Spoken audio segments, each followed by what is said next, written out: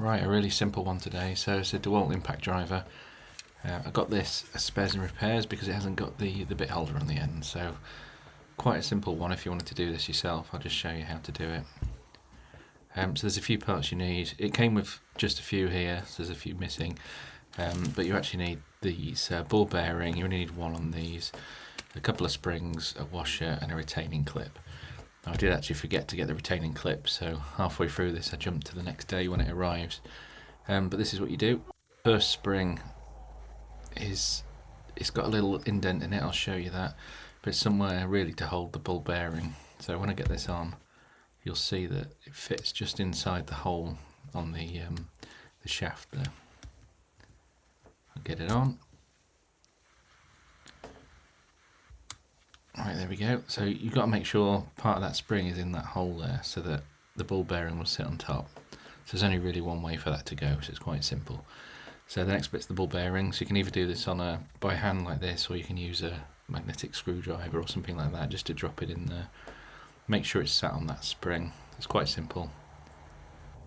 There you go. So the next bit's the cap itself. So you just pop that on.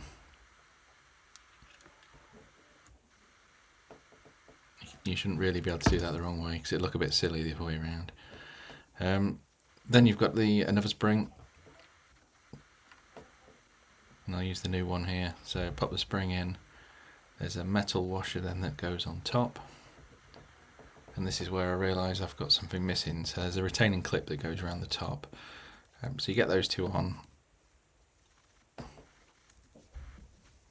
All you're going to be doing is pushing them down there. Magic to the next day when the clip's arrived, and this clip really forces those two together underneath the edge of the inner shaft, if you like. So all you do is you get one or two screwdrivers, whichever's easiest for you. Try and angle it into one of the sides around that clip, and then you've just got to separate it a little bit and push it down. It's really fiddly, really annoying. There must be a better tool to do this, but I use this really terrible screwdriver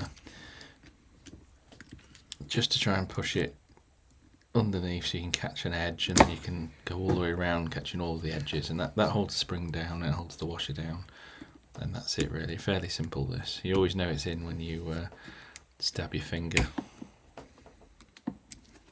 There we go.